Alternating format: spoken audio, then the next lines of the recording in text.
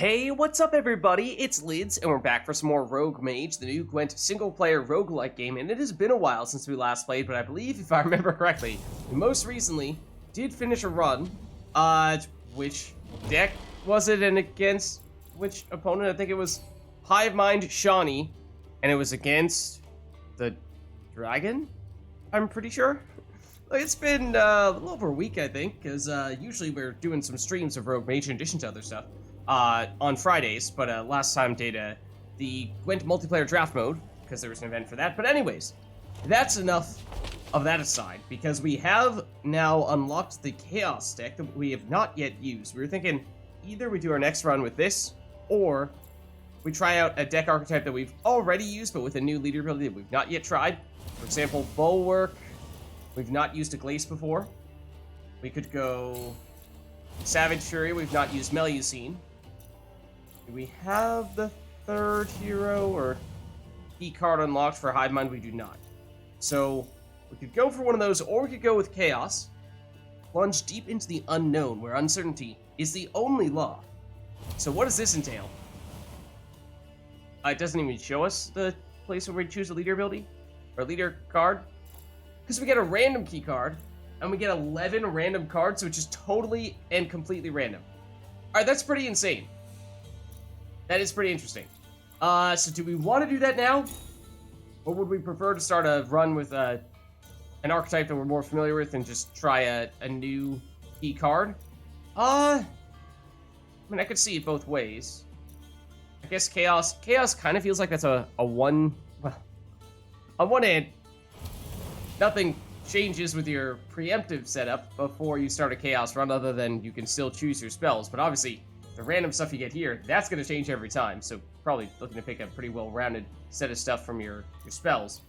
Whereas this, with the new leaders, feels like, you know, you pick one of the new key cards, and you've kind of been there, done that, unless you want to run it again. So part of me feels like maybe that makes sense then to make the Chaos be one of the last things we do in Rogue Mage. Because it does feel like we're starting to make some decent progress here. Obviously, we're not setting any world records for speed, but we are doing pretty well when it comes to finishing the runs that we're starting. So we could go with Aglais with Bulwark at the end of, or at the start of the game, boost self by 3, Zeal, double the amount of boost on self. And with an upgrade at the start of the game, boost self by 3, double the amount of boost on self, while in hand or deck boost self by 1 whenever you play a card. Oh. So you play her at the very end, and then you use that order ability. And the more cards you play, the stronger she is when you do that. That's interesting, and unlike many of the other cards in Bulwark that do also get a lot of boosts, in this case it's a card that you don't have to keep on the board, at least not until you... Once you've upgraded it, you don't have to keep it on the board. So you can play it on your last turn and not have too many opportunities for your opponent to disrupt it, so I do like that. I'm kind of tempted to say, why don't we build around Aglais here? And do a Bulwark run, because it's been a while since we've done that. And then, yeah, I think, you know, we talked previously about trying to do a maximum RNG run, and maybe that's something that'll be fun to conclude with. So perhaps we do go this route here. Just as a reminder, we also have Stennis, Sultan, Betsy, which is damage, which is a little bit of an odd inclusion. Just doesn't synergize all that much, but of course having some damage is nice. Ramon, Tournament Infantry, 2 Temerian Drummers, 2 Maulers, and 2 Recruits. Okay, I think we can make that work. Let's fine-tune these options, though, because I do like Cleanse. I think we'll definitely want to have some very boost-centric stuff with this deck in particular. Probably more interested in, yeah, so Cleanse. Masterful Thunder. Do we need to invest that heavily in it? And that is definitely a shortcoming of this deck. Don't have a lot of damage, or at least we only have much damage if we have a Trident Infantry, and that's not targeted damage, or an Eternian Mauler. In that case, it's 1 big burst of damage, or 2 if you happen to get both of them on the board. So I think this does still make sense. The Rat Swarm probably does not, though.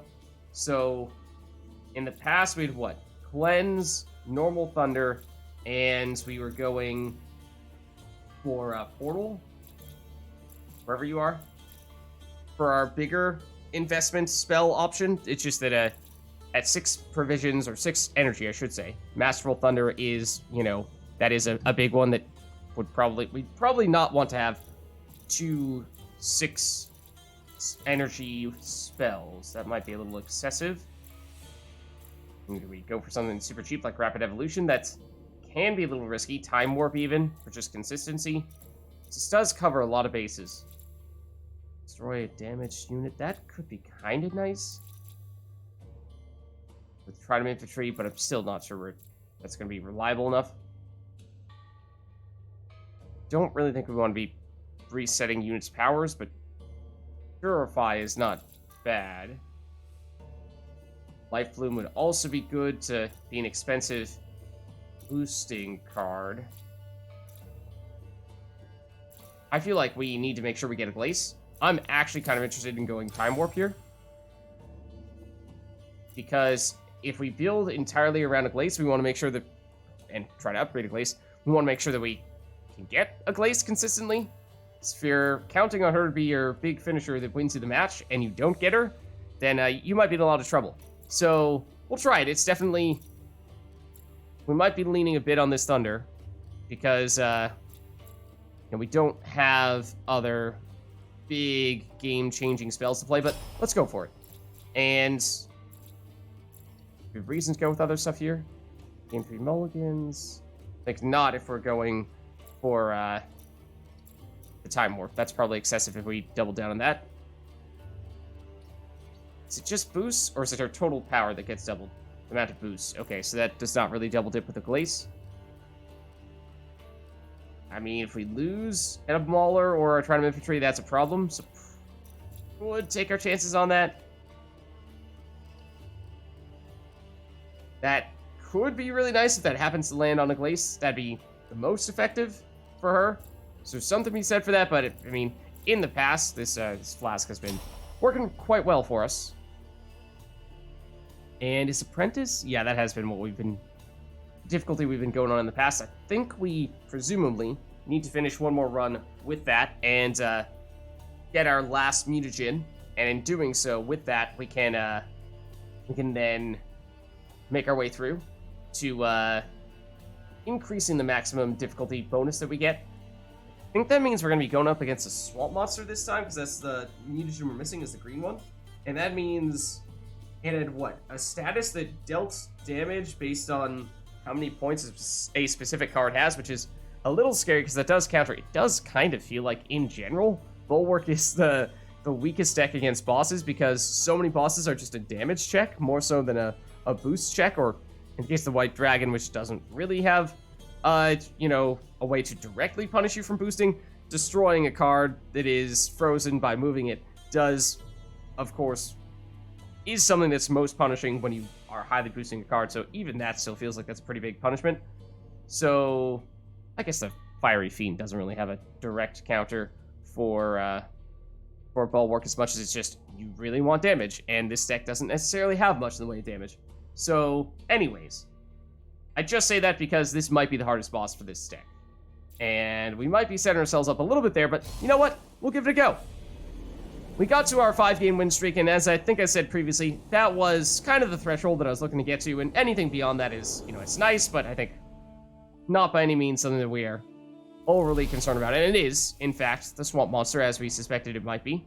Now, my question is it indefinitely the Swamp Monster? Like, if we fail on this run, since we need the green mutagen and only the green mutagen, does that mean that we're just going to keep on getting the Swamp Monster until we beat it?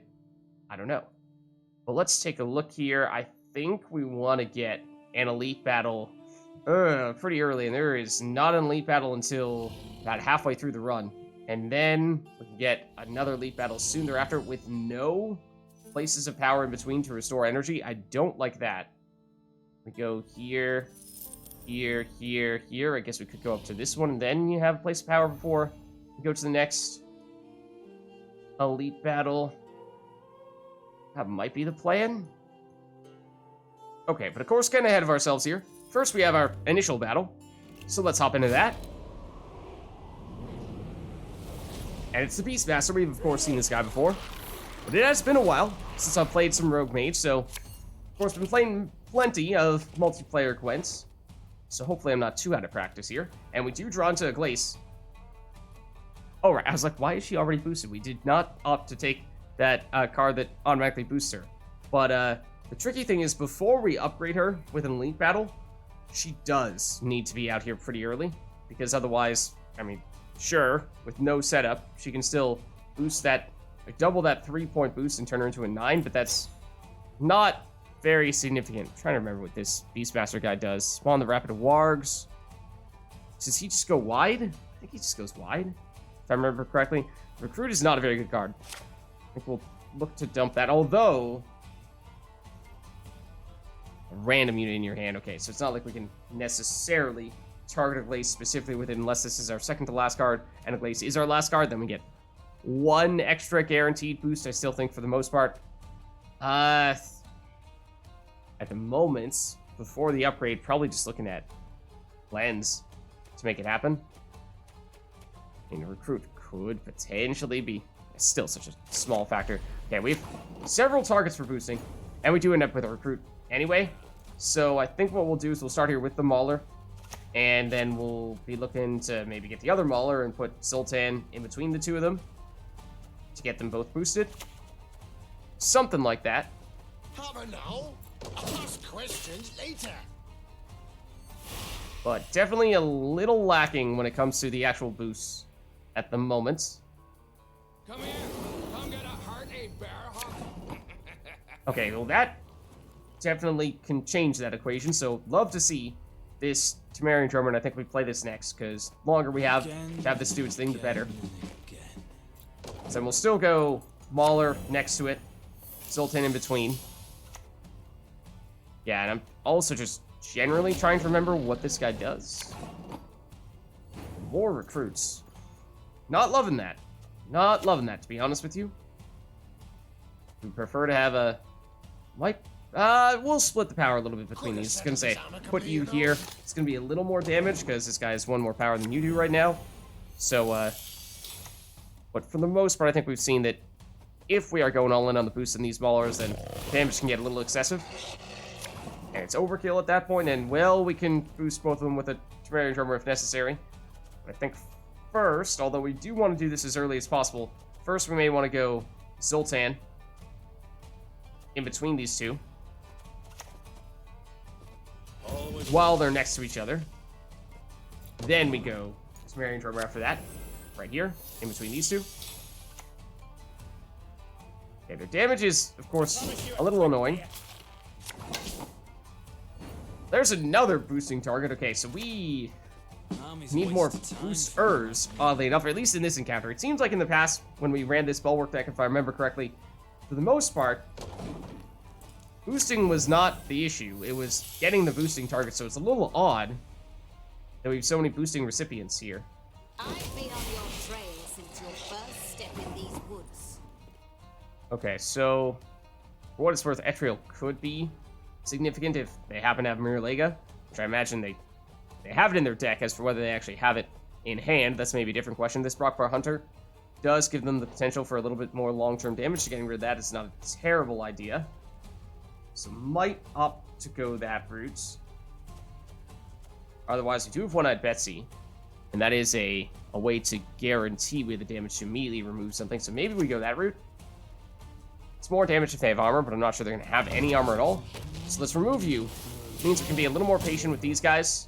Granted, they are trying to target them with damage, which would weaken them, but we shall see.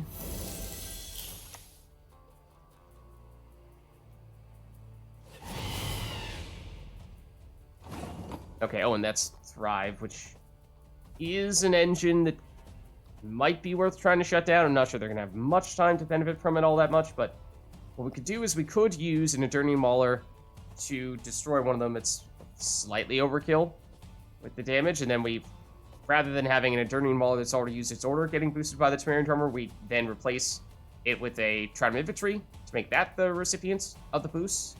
I think that might be the plan here. In which case, let's do that maybe... When do we prioritize? Because this Temerian Drummer might go down. Let's destroy you. And throw you in here.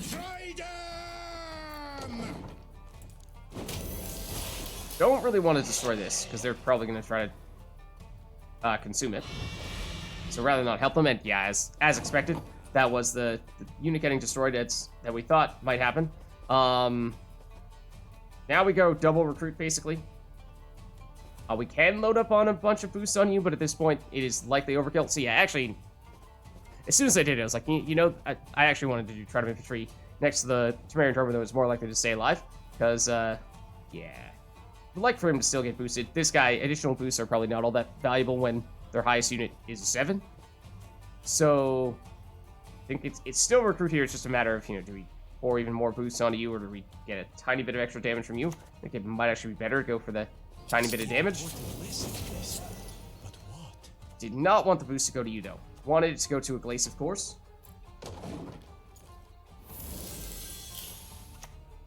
Okay, Night Wraith, that's another Death Wish card that we do not particularly want to destroy.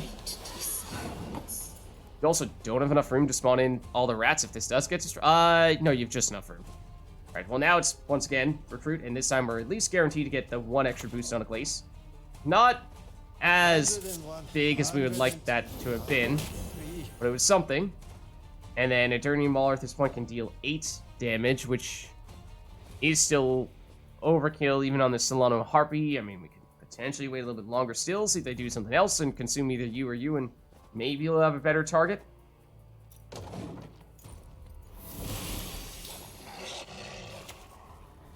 Wolfpack is just a little bit of damage. They'll go after you. It's still 7 damage on this ability, which is still enough to destroy you. This is our last turn, so I think we'll just confirm that we get the kill there. And the question now is, for Aglais, do we want additional setup, or do we feel like just playing her and doubling that boost to give us an additional 4 points, making her an 11? That would give us still a pretty large finisher, a pretty large lead. Don't remember what this guy has for a finisher, though. How concerned are we about that? We're playing you. You've not yet recovered. The question is just, do you throw in a cleanse there to make it slightly better? It's 3 energy, but as we were just looking at before, may not be very many, or at least not very many well-timed opportunities to restore energy. So saving it early might be useful to us. It's Axle 3. Oh, that's big. Uh-oh. Are we about to get embarrassed on our first run? Our first enemy? Okay, thankfully not. That would have been a bad look. That would have been a bad look. Okay, so Beastmaster taken care of. Supposed to be one of the easiest enemies, so fortunately, he did not embarrass us that much. And a Stranger for boost is fantastic. So I do like that a lot. Or we can remove, yeah, no thanks. No, we're adding Anna Stranger for sure. If she is boosted, then she'll boost on both sides of her. Otherwise, if she's just at her base power or less, then she's boosting specifically to the right side of her, in which case she's basically a Temerian Drummer. Had her, a couple of her, in our first run. Might have been actually just from the portals, but she was a pretty big factor against the dragon specifically. Now we have the puzzle, or rather the treasure chest, but the question is, we are planning to make our way over here. Means, can we take anyone we want? We still can, because we can take any path to get here unless we go all the way up north. So then we have preferences here. I once again forget what the color of the places of power are. Does this remove, boost, duplicate, something like that? In which case, do we have a preference there?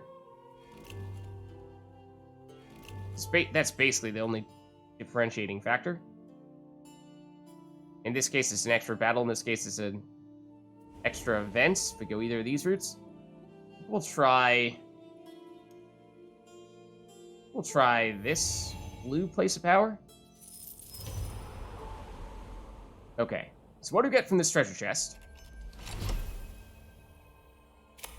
Let's see. Spawn and play one of Alzur's spells. That just doesn't feel like that's all that good. Horn of Plenty. Whenever an allied unit is boosted, give it 1 vitality passively. Ooh. I mean, we're doing a whole lot of boosting. So to basically get 1 extra point of boosting every time we do that boost, seems like that could be... It's not a huge tempo play, but over the course of a match, that is worth a lot. Otherwise, this Runic Disc, spawn 3 random bronze units, who knows what they're going to do. I mean, that is 3 cards, so it's probably still going to add up to a decent amount, but I think this is just something that synergizes too well to pass up on. And we've not yet had it, so I'm very curious to test that one out. In theory, it sounds good. Now let's, of course, hop into this battle next. Okay, the Mad Alchemist. We have encountered him on a few occasions. There's a normal version and there's a hard version. Which version is this? The normal version. Transform a random allied unit with a random one. Okay, because... And cooldown 1 happens every turn. So what I remember was, I believe the hard version can transform not only his cards, but your cards as well. Which meant if you were investing a whole bunch in one of your units and get it highly boosted and then he transforms it into, you know, a 2 power card, then, well, congratulations. You just invested all that for nothing. So, fortunately that won't happen with the just normal version here.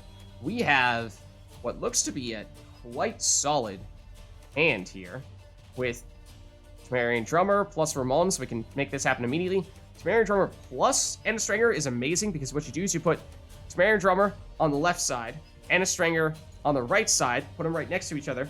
Temerian Drummer boosts Ennestranger, gets her inspired, and she will immediately start boosting on both sides of her. So this is, I like to call this the boosting pocket, and it is the fundamental piece of Northern Realms boosting packages, at least in my eyes, when it comes to this type of deck, so I love that.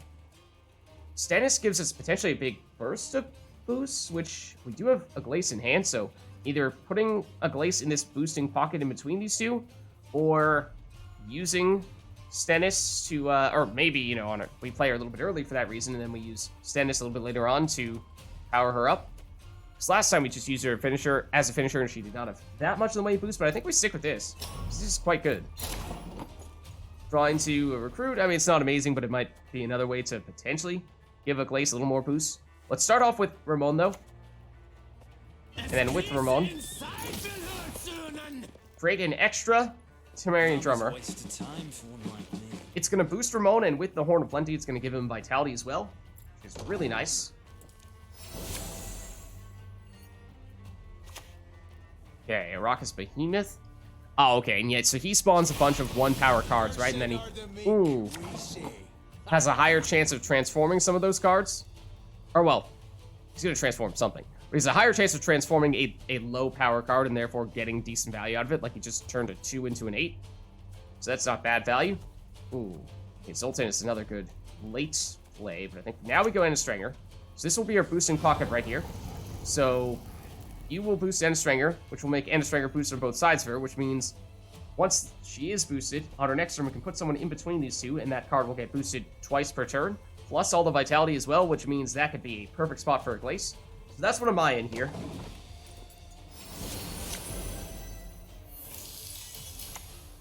Okay, but Pyrotechnician can give them damage. Okay, that time, it worked out for us. They transformed, I forget how much power that card had, like about 4, but it transformed into 1, so that is nice. Lots of boosts now. Yeah, last time we couldn't find any boosters. We had only targets, now it's kind of the other way around. But we, of course, don't want this to hit an important card, and we do have a lot of important cards out there right now, so that much is unfortunate. But, I think we still may go for a Glacier. It does not have enough damage to destroy anything altogether, but it will, of course, hit something pretty hard. We're not going to use Aglais's ability for quite some time. I'd like to save her for the very end, because she is going to get a whole bunch of boosts there when she's sitting in between Ennestranger and the Temerian Drummer. This is unfortunate, though, especially if they destroy Ennestranger. That stinks.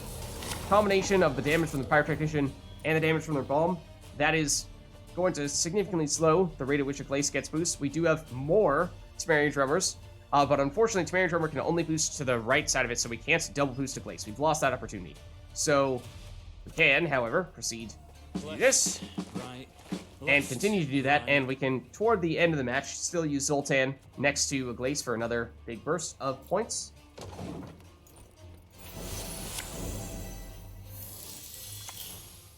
Okay, Germain spawns in a bunch more units, which means they'll have more stuff. They may weak stuff that they may transform, and that will happen here. And once again, this time they do luck out. a 1 power unit turning into a 7 power unit. So they're mostly point slams, where they get all their value right up front, whereas we are engines based, which means we start weak but gain power over time. So they are still in the lead here, which is a little concerning, but I'm not too worried just yet for that reason. And could go other Temerian Drummer or start boosting Eternian Mauler here. We do have a 10. We could go after with Living Armor, and an 8 if this does get transformed. So, you know, we have some big targets. So I think getting the early boost, build up the Mauler, is not a bad option in this situation. Okay, a whole bunch more 1 power units. Did they just transform a Witch Apprentice into another Witch Apprentice? That is a good card. That's a very good card for what it's worth. That is an engine. So that is potentially something that we would want to get rid of just to make sure it doesn't continue to become an issue. So I might opt to do that. But now it's going to be Temerian Drummer. And in this case, we just want to make sure we have another unit to boost. And let's boost the other Temerian Drummer so this stays alive. We do not have enough damage from Eternian Mauler to destroy you. Eternian Mauler will go up 2 points per turn, but so will you. So we're never actually going to catch the Witch Apprentice. We are relying exclusively on you to deal the damage. So for that reason, I think we will get rid of you, just to make it a little bit safer for us. It was expensive, yes, but I think it's worthwhile. That is an engine as well. That's Thrive. Okay. So now at this point, we are looking at more units of the point slam variety. So it might not be a bad time to go with Zoltan here, next to Aglais. So now she's up to 18, which means she has 15 points worth of boosts, and she'll continue to get boosted still from the Vitality and from this Temerian Drummer. So she can still get bigger, and is Eternian Mauler worth using to take out this? We don't have quite enough to get rid of this Indriga Larva at the moment. So that is something it's not going to have a ton of time to get bigger, but it is going to gain value over time, so that is something that we would like to go after at some point, I would think. Here you see just how valuable this Horn of Plenty will be. Okay, Philippa will target something and damage several units on top of that. And got rid of one of our Temerian Drummers, which is part of the reason why we made another one over here. That Temerian Drummer must have gotten hit multiple times by Philippa, who got transformed into Istrid, which was also a trade-up. So they're doing pretty well from a transformation standpoint, but we still have Aglais. When we use her order ability, is going to give us a bunch of additional points. Right now, 17, but it will turn out to be more than that eventually. Let's go Stennis now, melee row, to further boost Aglais. That way, when we use these recruits, I was going to say we are going to get the hand boost on Aglais, but no, that was when we had Aglais in hand, when that was relevant. Now this last one's not going to hand boost anything. It means we lose out on 1 point, so Stennis actually was the best last play, but, you know, so be it. It's a 1 point misplay. Okay. Do we use you? You have 5 points of damage we'd need to get rid of you. You have 6 damage. It's a little bit overkill. I mean, we are hitting through some armor, so maybe we prefer to just hit something with high base power, like Drog, in which case we can wait, or Living Armor. Maybe we just, I think that is still going to be worth more than Indriga Larva is, because they only have 3 more turns to boost this up, theoretically, which means, in all likelihood, it would never get any higher than a 6, and it might not even get that high, so better yet to just wait and go after Living Armor for more value that way. Temerian Drummer of their own, which does not appear to have anything next to it that it can boost, so fortunately, that won't be a big factor. Frost will deal damage. That's to our highest unit, isn't it? That's unfortunate, because that does actually counter Aglais. I mean, to a small extent, yes, but every point of damage that Aglais takes is an extra points that we're losing from our boost at the end, so don't like to see that. Now we recruit, and we, once again, are of course boosting Aglais, because she gets the most value from those boosts. Mauler at this point is 8 damage, so we could go after the Callus, but if we wait longer on our next turn, we should have enough damage to destroy this Living Armor if they don't convert it into something else.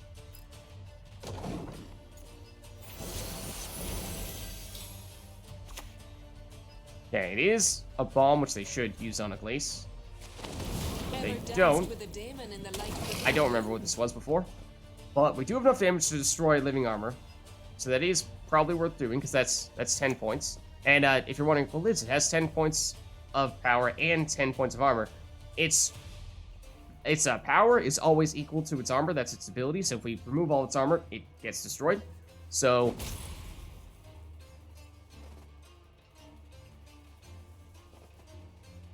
okay, that's a bug.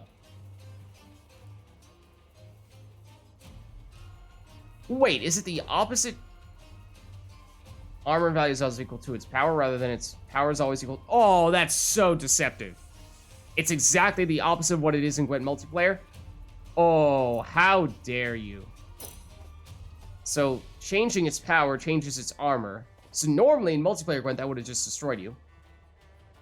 But not so.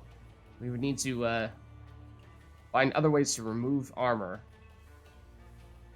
No, we need to, no, because that's what we just did. We would need to, wait. Yeah, what? How do you actually deal with it then? Okay, that's weird. Still loading up on Aglais here. So that stinks because that's 10 points obviously of value. Well, we could have gotten 8 points of value in that case on you. But still going to be an Aglais 27 point boost here. And she'll get a little more value after our turn ends from the vitality as well. And I mean, we could go for a cleanse and turn that into 6 additional points on it. But I think, given how we already are in the lead here, that shouldn't be too much of a concern. That will probably suffice. Famous last words, of course. Evil choked by fire, be They don't have any room for a Raucous Nest, so we'll take the win. Not perfect. Some deceptive stuff there. But we did still get what was eventually, and not the most comfortable, but a reasonably comfortable win. And we saw just how effective Aglais can be if we do make a point of setting her up early. Let's see what we can add. Drive 2 on Fuka is very strong, yes, but it's 6 base power. That makes it quite difficult to trigger that Thrive, and we don't have much in the way of high base power cards in this deck. We might not have anything that is high enough base power to do that. And Nausicaa Sergeant might be better. We do have some deployability, still not a ton. So I'm not loving these options. This is damage, which just doesn't synergize all that well with us. But none of these are particularly good. Is it worth re-rolling? I mean, it might be. Otherwise, these are just not great. I mean, Nausicaa Sergeant is probably the best, but it's what would be one of our weakest cards, probably. Hold on. How many deployabilities do we have? 1, 2, 3, 4, 5, 6. We have 6 deployabilities. So we can get you up a little bit, but you're still certainly in the lower half of the deck in terms of how good you are. And if we continue to make improvements, there is a world in which you become the weakest card in the deck. So, I mean, I guess that would require that we remove things like recruits, but even still, I mean, we've used 6 energy so far. Let's reroll. Oh, okay. Alexiana, repeat the deployability on the next unit you play. I know we were just saying we don't have much in the way of big deployabilities, but, we don't have that much in the way of quantity of deployabilities, but, hold on. Means we could double Stennis, double Zoltan, which is actually worth twice as much, double Ramon even, that's actually very good. And recruit, I mean, it's an option, but it's not amazing. Like, doubling Ramon to get 2 additional Temerian Drummers, that's a pretty huge deal. So, it does require some setup, but this is strong enough that I think it's worth building around, whereas the Nausicaa Sergeant just didn't feel like that was the case. And I think we've established that, yeah, when we do re-roll, it's specifically for either the add or the remove. It does not re-roll both. We'd have to pay extra for that, so let's go with Tiana here. The Thrive, actually, on the Drigga Larva there might not have been bad, because that's a lower base power. So it's much easier to trigger that Thrive, and it spawns so into much him. knowledge and drive gone to waste. I wish we met before his sanity faded. Okay. So now I was thinking we'd go Battle, Blue, Place of Power. battle, event, elite, treasure chest. Depending on how we're feeling after that, either going up this way for this place of power before we do this elite battle, or going down here. Is it quite literally unavoidable to go into elite battle? Yeah, it is. We are going to have a second elite battle almost immediately after this one, pretty much no matter what. So, well, we'll see. We'll see how that turns out for us, but let's hop in here. Gladiator, we've usually seen this guy at the very beginning, like the very first encounter. He does have a little bit of nasty damage, so he is theoretically capable of destroying the first card that we play, which is a little bit concerning, but let's see. 2 targets for the boost, 1 long-term booster, 1 point slammy booster. Definitely looking to get rid of the recruit. Get lots of Temerian Drummers. I mean, it's not bad, but could probably still do better. And the thing with this guy is damage allied unit by 2, then damage enemy unit by 2, give a shield to an allied unit. What he likes to do is first turn play the Redanian Knight, which deals, 3 damage when it loses its armor. So he deals 2 damage to it, removing its armor. Then it deals 3 damage to us. They also deal 2 damage from the leader ability for a total of 5 damage right on their first turn, which has at times immediately destroyed the first unit that we played. So that is something we should be careful about, because that may be what he leads with this time as well. And if we were to say go with this hand and go with Dirty Muller, we could maybe start with a cleanse on him just to get him out of removal range. What's the cooldown on this? Cooldown 2. Then we can get Temerian Drummer out there after that and give you a little more time to get powered up. I mean, part of me wants to, of course, be more ambitious with the cards we have in our starting hand, but I think we'll stick with this. Not sure how useful One-Eyed Betsy's going to be when we're going to have a fair number of shields. But let's start with you, and as I said, we are, I think, going to need this cleanse, otherwise we may get immediately destroyed, and we definitely would not like to see that. You'll get the Vitality as well from the Horn of Plenty, so it gets you up to 8 power, which is not a bad place to start. You actually already have some significant removal power. And Windhelm is a card we'd like to damage, and damage quickly. Well, actually, they're going to remove the shield on him. And then give the shield back, though. Yeah, so we'd like to hit you. And the little poke of damage from Trident Infantry would probably be the best way to make that happen. Problem is with that, that's going to take a couple of turns, because we play you, then we're going to want to go Temerian Drummer on you after that. And so every turn you remain with a shield, you're going to continue to gain power. So for that reason, I don't love that. But suppose we can still go Temerian Drummer here. And it's not like we're getting 0 value. We're still boosting up an Enduring Mauler for the time being. This is definitely overkill to hit you with this when the shield is going to negate all the damage. We could go with the Masterful Thunder, but that is a huge energy investment here. There, so I think we're waiting for... I mean, technically, Trident Infantry, assuming they play another unit here, is not going to be guaranteed to hit you. I don't like Onsace, though. Because he deals a bunch of damage right off the bat. We do draw into Aglais. I do like that a lot. But now if we go Trident Infantry here, we are not guaranteed to hit Windhelm. It's a 50-50 chance. Actually, the Vitality is going to help, yes. But I think we saw the Vitality technically happens. We gain the Vitality after our turn is over, so we don't immediately receive the boost from Vitality. So we're still only going to have 1 point of damage on this turn. We need to hit you. We very much wanted to hit you. Assume they're going to be smart and give the shield to you, or damage you and then just reapply a shield to you. This Temerian Drummer likely to get destroyed. Is it worth another cleanse? To keep Temerian Drummer alive? I think it might be.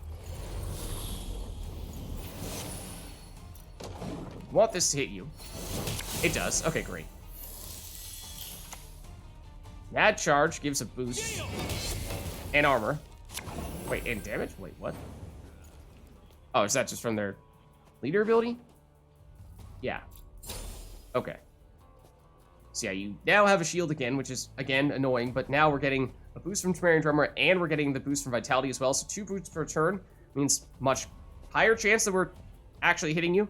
We did last time, but now let's get the other Temerian Drummer out here so we can continue to build the value on you as well. Okay, and we do hit you, so remove the shield. Boosting stuff. Going all in on this Windhelm here. Do really like Stranger a whole lot, as we were saying before. And I think what we'll do here is we need to put her next to a Temerian Drummer to create one of those boosting pockets, and we can put a Aglais within that. Does mean that these guys are not going to fit in there, but we have, you know, it's still a very viable target for those boosts. So don't mind that. Just which spot do we prefer putting that in? I think probably here. Although you have 5 power, no armor. You have 4 power with 1 armor. I guess it's, you know, pretty much the same thing here. They do, of course, have some damage, which they may be able to use to hit Stranger. And they do. So she is going to get up to 5 power from the Vitality. We would, in some ways, like to wait a turn before we play Aglais so that we can get her inspired once again. Or we could play Aglais this turn and then go Stennis range row and split the boosts across Aglais, Stranger, Trident Infantry, and the Adernine Mauler. Which is now at 6 points of damage, which is not a great number. At 7, we can take you out, or wait and see if there's something better to go after later. I think we still do this. It means Aglais is not going to get it boosted from Stranger on this turn. She will get boosted from you, though, and Trident Infantry will still get boosted from Stranger. She's just not boosting on this side.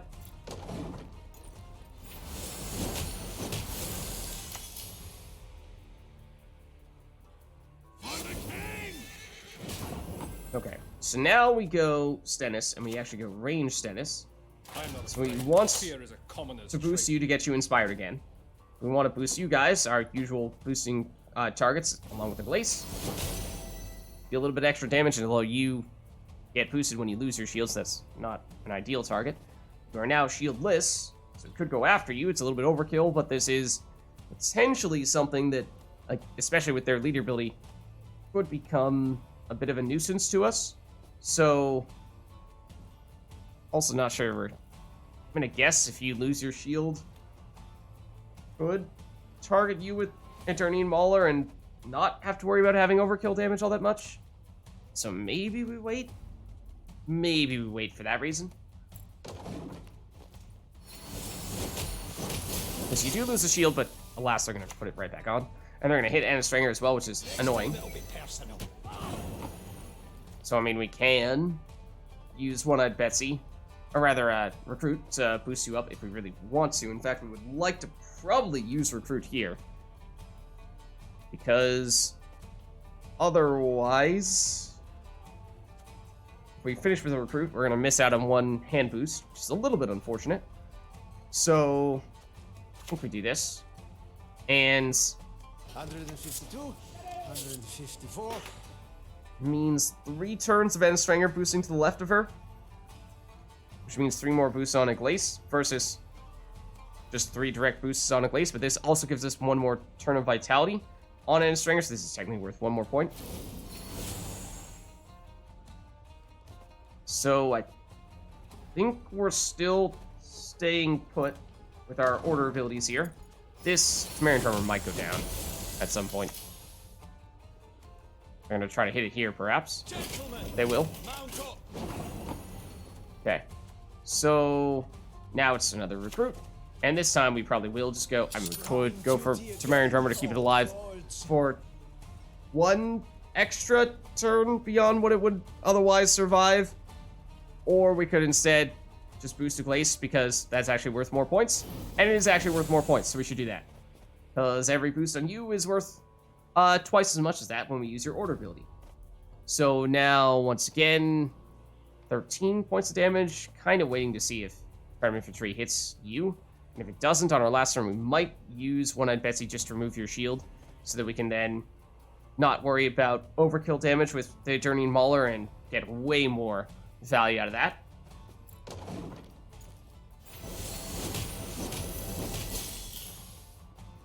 Okay, we did lose the Prime Infantry as we kind of expected we would see. Okay, and I think we are looking to probably have One-Eyed Betsy. Yes, we're losing the 4 damage here on Windhelm, but we're doing that to save ourselves from what would otherwise be 10 points of overkill damage on you. So on net, that is worth the most.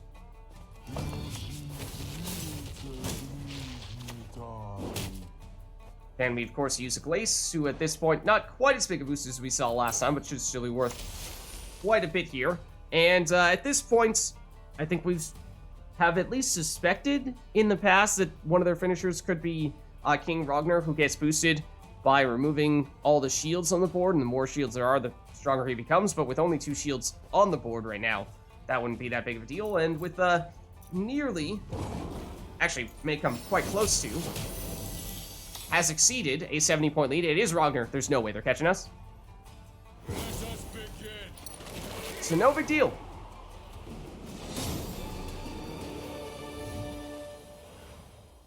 So Gladiator down.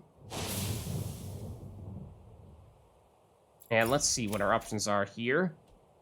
Zoltan is not... all of these are obviously cards that were in our starting deck, so they were not bad before, but let's see what we can remove. We could remove a recruit for consistency's sake. Given how we already have these guys, I mean, Ramon is... both these guys have strong deploy abilities, and after we picked up Sienna, there's something to be said for getting more of them. However, at the moment, I think we need to bear in mind that in a match, we will only ever have the opportunity to play 10 cards from our hand. So basically, we want to just ideally play our best 10 cards every match, and any other card doesn't matter if we upgrade it. It could be the worst card in the entire game. If we never play it, it doesn't matter. So, I mean, obviously, that's where consistency comes in. You want to not ever get those bad cards or mulligan them when you see them, but 1, 2, 3, 4, 5. Gonna skip One-Eyed Betsy. 6, 7, 8, 9, and 10.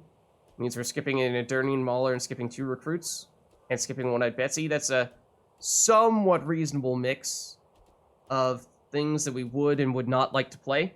So, I mean, that means we'd have to get something pretty big to warrant playing it over one of those other cards. So I think we might actually prefer to just get rid of a recruit.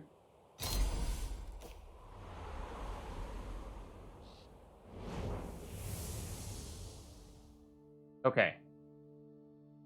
From an energy standpoint, we're still at 60 here, which does bode well. It means we are also looking at going into this next place of power, and may mean that we do not need to restore energy here. Of course, we kind of need to anticipate how much we're going to need for this elite battle, followed soon thereafter by likely another elite battle. But let's... I think this one is boost and this one's duplicate, but I could definitely be getting that mixed up, or I could be completely wrong. But let's see. Now, this one is duplicate. Okay. Well, if we do this, there's another reason for not opting to do what we did before, because this is functionally the same thing as adding a card that we saw last time. One of them, sure, had slightly higher base power, but Sienna is technically the strongest card that we see here. Anna Stranger is really useful, though, and she does not have a deploy ability. We might double Anna Stranger. Might opt to go for her instead. Or double Ramon, because he's the best target for Sienna. You could make a case for probably any of those 3 would be best, or maybe even Zoltan. Let's go into Stranger, actually, though. Cool animation as well. Alright, so now let's go with this battle here and see what we end up with. It's the Assassin.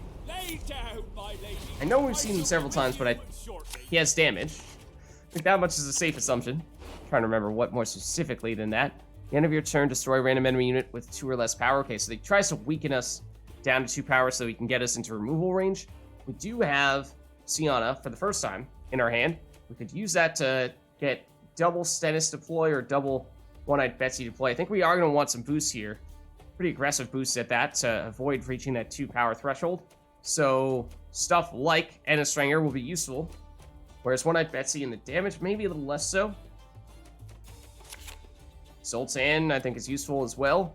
And could also become the recipient. Technically is a better version of Stennis when combined with Sienna, because this is 8 points, assuming you're playing it in between 2 units. Doubled for 16 points on deploy, which is pretty huge. Whereas Stennis is 4, doubled for 8. He's quite literally twice as good. Yeah, so I think we might even try to do better than Stennis. Eternian Mauler does give us a recipient for our boost, which we did not previously have, and this is why we try to get rid of recruits. This is the only recruit we still have in our hand, or in our deck, and we did still draw into it. It is definitely our weakest card, but let us... What do we want to start off with here? So, I don't remember exactly what this guy has.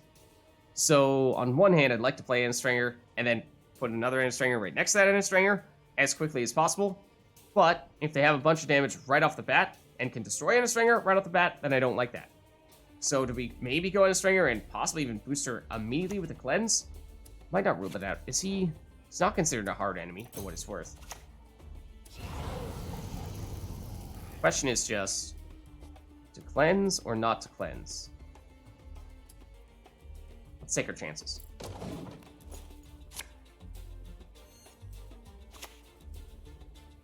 Giving armor to themselves. Should they... This guy deal a bunch of damage to every unit on the board and just gives himself armor to try to circumvent that? That I don't remember. Now we go double Enna Stringer. And this is also going to functionally be a double boosting pocket, much like when we had Trident Infantry and Enna Stringer. Obviously, it's better still, because we'll be boosting on this side, and double boosting in the middle.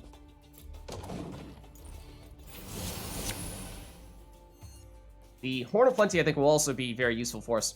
Yeah, the Longship will deal damage every time we play a unit. So that makes a lot of sense with this guy. Okay, well, speaking of Temerian Drummers, there is a Temerian Drummer. Let's use him. And just make an extended boosting pocket where we can play something in here for double boost, in here for double boost, in here for a single boost. This is going to get boosted as well, at least on this turn. So one would think that means these cards are going to be difficult for them to destroy, except you can with this. Oh, if you went for the melee row, which you probably should have done. But now let's put some things here, like the Eternian Maulers, in our boosting pockets, where they maximize the boost total. Or, yeah, then we'll finish with Sienna into Zoltan, is currently the plan, I think. So the positioning will eventually matter for that, but shouldn't be too concerned about it just yet, because that's probably going to be a very late game play. So don't need to worry about disrupting the positioning here all that much. So yeah, they're trying to poke us with little bits and pieces of damage. The Stennis, you could potentially make a case for going range row even, putting him here. So we have someone getting this boost and getting all these guys boosted up a little bit to get them more out of removal range, because this Temerian Drummer is going to be a little more susceptible now that it's no longer getting boosted from these Enna Stringers. And we would, of course, like to keep you alive. On the other hand, we would like to get this Eternian Mauler in this boosting pocket as quickly as possible. So, take your pick. Maybe we'll get a little bit greedy here and go this route. Could have settled this amicably, you know.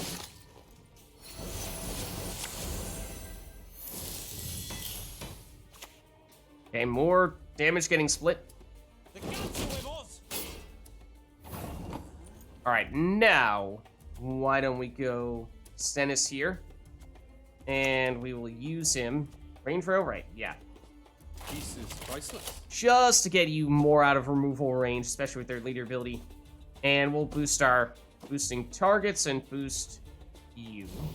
You're in a pretty comfortable spot. Honestly, don't care if Stennis gets destroyed, because he's already done his thing. He will get powered up by Enna Stringer, so maybe enough to keep him out of removal range, but we'll see.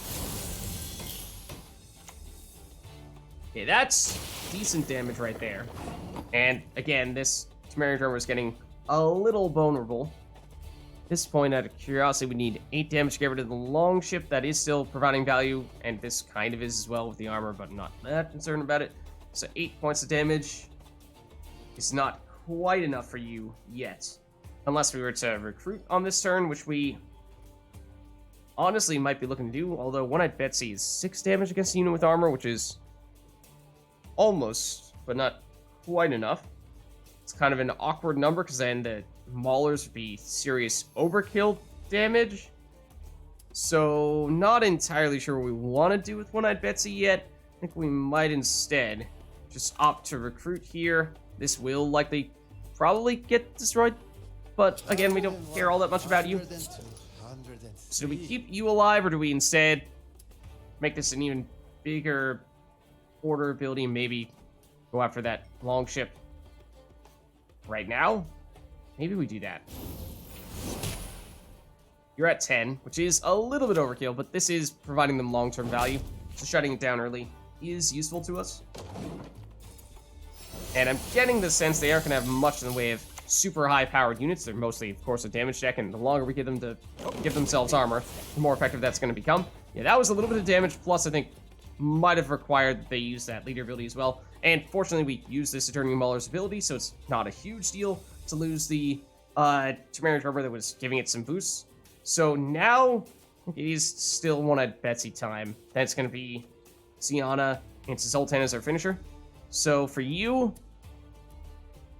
we could hit you for 4, remove you altogether, hit you for 6, right? But it's functionally getting rid of, in that case, 3, yeah, I mean, it's actually most value to hit you, because they have not much power in this case. It's overkill damage. In this case, you have enough armor that you're not hitting through for all that much.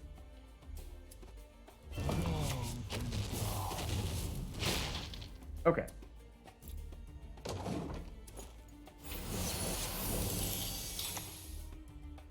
Gimpy Gerwin is also a source of damage. If they hit you, they can destroy you, but I don't even know that they care. So now we want to play Sienna, and we would like to make sure that Sienna stays alive so we have time to use her deploy ability. She's a little bit vulnerable. So let's put her here so that she gets boosted up for Mana Stringer and is less likely to get taken out by the assassin. Zoltan will be more unless they go range rogue, in which case it's boosts. Okay. A little surprised given how the whole point of their deck was to deal damage. A little surprised why they're doing that. But now we go Sienna, and that she will double the deployability of, or make us repeat the deployability of whatever card we play next. So we use this ability first. Then we play Zoltan. And we play Zoltan here where we can double the boosts on Enna Stringer and this Dirty Mauler, or play him here. Let's go this route. So that means 16-point deployability, which is pretty awesome. Which means we have 19 points worth of damage here. So, I mean, that's obviously a serious overkill. Technically, this is still capable of giving them armor, which is something, and everything else is already done all of its stuff, so I mean, I guess this is the target. Not that it's all that great, but the boosts, of course, have certainly added up, so we have a pretty huge lead here. And Wild Boar of the Sea would have been great if we had damaged cards, but we only have 1. And we will destroy it with your leader ability, but that's not really going to matter here.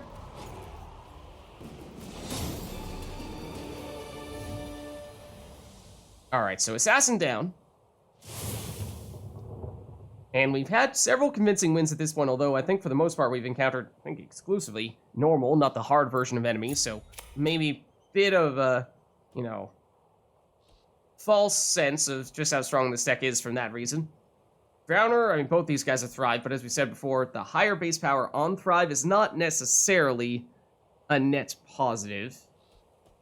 Treant Boar has a combination of damage and healing. It's a little bit of an odd inclusion in this deck, though. Could remove, don't really want to remove any of those guys. I mean, we could still add Fuka, we could still add Drowner. A little bit of control with the movement, not sure that's really going to matter all that much. 2 damage is also not a huge deal. You get boosted more. Thrive 2 means you get boosted by 2 every time we play something higher than this, whereas this is only getting boosted by 1 every time we play something higher than this. None of it's great. I mean, we might. We have anything that can trigger this Thrive. Hold on. Do we have anything at all? Sienna can't, and she might even be our highest card. Sienna's our highest card at 6, so we cannot trigger this Thrive unless we do some hand boosting, which we can only do with our 1 recruit, if it happens to hit Sienna. That is incredibly niche. We'll ever be able to trigger this, so you are functionally a 6-point body, which is not very helpful. You are 5-point body with 2 damage and movements, so it's 7 with maybe marginally more control. And we have 1 card that can trigger your Thrive with no additional setup with Sienna. Still not good. Slightly better, though, probably. 3 and 4. It's immediately 7. And can be worth more than that. I think it's got to be 3 and 4, even if it doesn't synergize all that much with this stack. I think we got to go this route.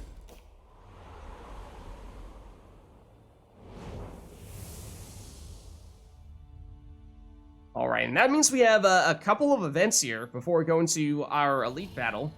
As I said, things were looking pretty good thus far, but of course we haven't really had any particularly difficult enemies to truly test this deck just yet, but that is likely about to change. It's been a while since we've had an elite battle in the middle of the run, or at least it feels like that, in that I'm kind of expecting that eventually we'll run into another failed experiment, because it has been a very long time since we've seen him. We've only seen him once, so my anticipation is that either this or one of these elite battles is going to end up being him, but we'll have to see. I think this is probably still a good place for us to wrap up here, though, so thank you all for watching. Hope you enjoyed the video, and I'll catch you next time.